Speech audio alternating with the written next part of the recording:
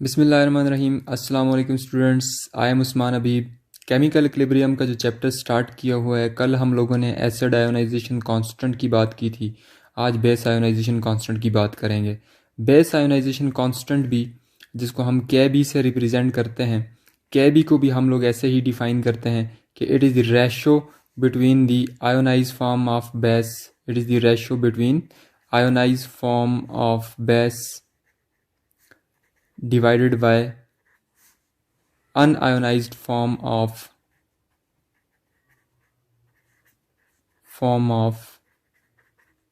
base। अब इस बात को प्रूव करने के लिए लेट अस कंसिडर कि एक सब्सटेंस है ए नेगेटिव। ए नेगेटिव एक बेस है। इसको मैं बेस क्यों कहता हूँ? क्योंकि ये प्रोटॉन को एक्सेप्ट कर सकता है, क्योंकि प्रोटॉन के ऊपर पॉजिटिव चार्ज होता है और इस स्पीशी के ऊपर नेगेटिव चार्ज है। ये प्रोटॉन एक्सेप्ट कर सकता है, इसलिए इसको मैं लोरी ब्राउनस्टेड बेस भी कह सकता हूँ। अब ऐसे ही होगा जब हम इस वाटर के साथ रिएक्शन करवाएंगे। इसका वाटर के पास क्या होता है? वाटर के पास एक हाइड्रोजन होता है और OH नेगेटिव होता है। मीन के OH नेगेटिव और प्रोटॉन मौजूद होता है। तो ये बेस क्या करेगा? इस वाटर से प्रोटॉन एक्सेप्ट करेगा और प्रोटॉन एक्सेप्ट करने के बाद यहाँ पर Ha बना देगा, प्लस क्या बना देगा? प्लस OH नेगेटिव बना देगा। अब यहाँ पे मैं डबल एरो से इस वजह से शो कर रहा हूँ क्योंकि ये एक वीक बेस है। वीक बेस का जो रिएक्शन होगा वो इक्विलिब्रियम वाला होगा।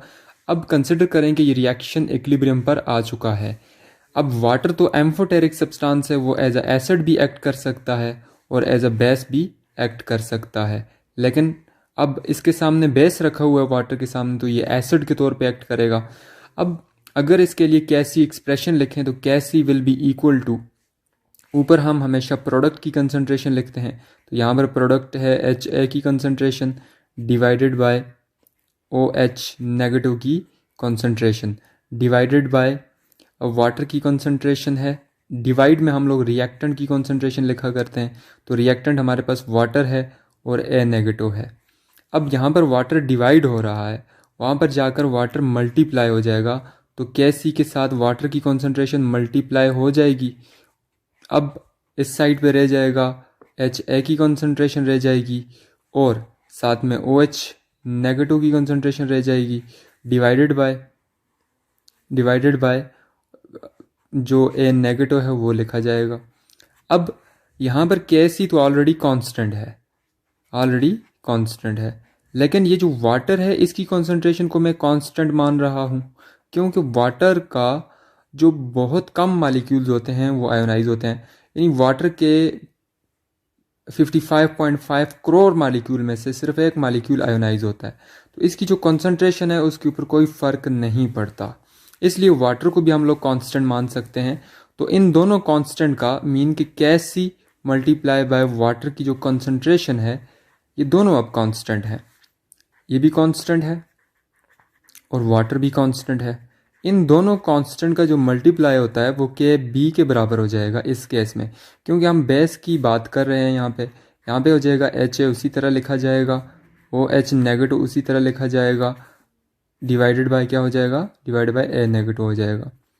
अब स्टूडेंट्स कहते हैं कि यहाँ पे ये जो फॉर्म है इसकी, ये तो अनआयोनाइज्ड फॉर्म है, तो बेसिकली जो रिएक्टेंट वाली साइड होती है, रिएक्टेंट वाली साइड को हम लोग बोलते हैं अनआयोनाइज्ड फॉर्म, जबकि जो प्रोडक्ट वाली साइड होती है उसको हम आयोनाइज्ड फॉर्म बोलते हैं। अब KB की जो वैल्यू है ये डायरेक्टली प्रोपोर्शनल होती है किस चीज़ के? Ha की कंसंट्रेशन के। जितनी Ha की कंसंट्रेशन ज़्यादा बनेगी, हाइड्रोक्सिल आयन जितने ज़्यादा बनेंगे, इट्स मीन कि जो बेस है उतनी ही ज़्यादा आयोनाइज हुई है, उतनी ही ज़्यादा उसकी KB की वैल्यू होगी। जितनी KB की वैल्यू ज़्यादा होगी, कोई बेस उतनी ही स्ट्रांग बेस होगी। तो स्ट्रांग बेसेस वो होंगी जिनका KB ज़्यादा होगा, मीन उनका आयोनाइज्ड फॉर्म ज़्यादा हो, उनकी आयोनाइज्ड फॉर्म जो होगी वो बेसिकली ज़्यादा होगी। तो आयोनाइज्ड फॉर्म, जितनी आयोनाइजेशन ज़्यादा होगी उतना ही उस स्पीशी को हम लोग स्ट्रांग मानेंगे। तो जितनी भी स्ट्रांग बेसिस हैं उनका जो KB का नंबर होता है, KB की जो वैल्यू होती है वो 1 से बहुत ज़्यादा ग्रेटर होती है। तो हम जिन बेसिस के लिए के बी की वैल्यू 1 से बहुत ज़्यादा ग्रेटर आ जाती है तो उन बेसिस को हम लोग स्ट्रांग में कंसिडर करते हैं और उनकी आयोनाइजेशन को हम 100% मान लेते हैं और वहाँ पर हम के बी की वैल्यू नहीं लिखा करते। आपको जब कभी भी कोई न्यूमेरिकल प्रॉब्लम आएगा, कोई स्ट्रांग बेस दी जाएगी तो उसके साथ उसकी के बी वैल्यू नहीं दी जाएगी। क्यों?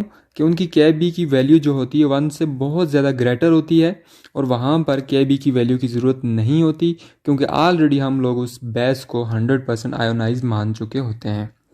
है इक्वेशन के बी जो है ये इंपॉर्टेंट इक्वेशन डिराइव हुई है, इसको मैं इक्वेशन बी कह देता हूँ। यहाँ से हम लोग एक बहुत ही इंपॉर्टेंट रिलेशनशिप डिराइव करने वाले हैं। अगर हम इक्वेशन ए और इक्वेशन बी को मल्टीप्लाई करें तो ये हो जाएगा K A multiply by K B is equal to K A multiply by K B is equal to equation B है।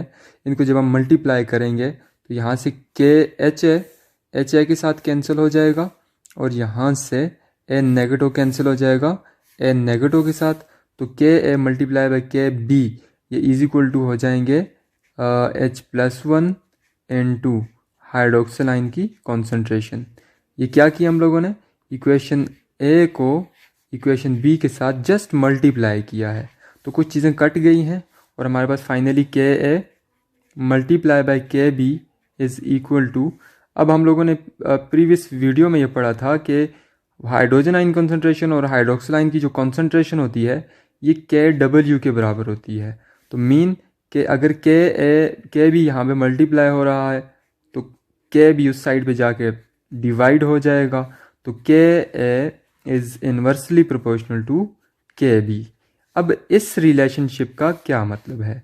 इस रिलेशनशिप का ये मतलब है कि अगर एक एसिड स्ट्रांग एसिड है तो उस स्ट्रांग एसिड की जो कॉन्जुगेट बेस होगी वो बेस हमेशा वीक होगी।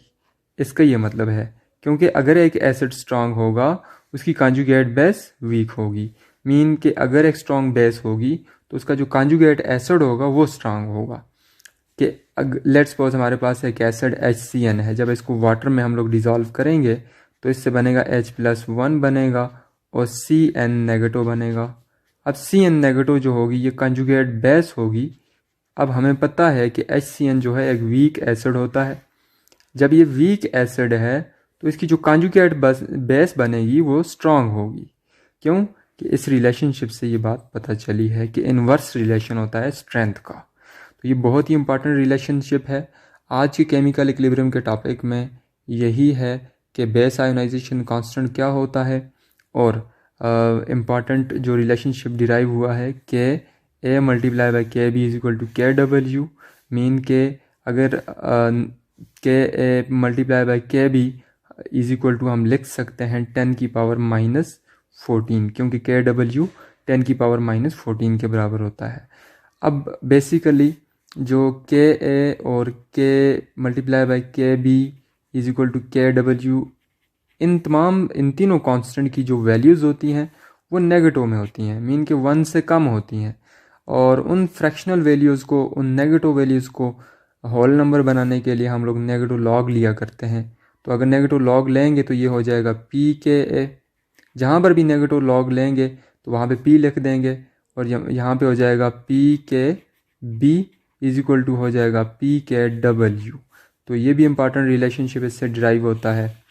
अब जब नेगेटिव लॉग के डब्ल्यू की वैल्यू का नेगेटिव लॉग लेंगे तो ये 14 के बराबर हो जाएगा। तो ये भी एक इम्पॉर्टेंट इक्वेशन यहाँ। तो आज बेस आयोनाइजेशन कांस्टेंट कवर करें। अगर इसमें कोई क्वेश्चन हो तो आप कमेंट बॉक्स में लिख सकते हैं, आपको आपके क्वेश्चन का आंसर नेक्स्ट वीडियो में मिल जाएगा। ओके, अल्लाह हाफिज़।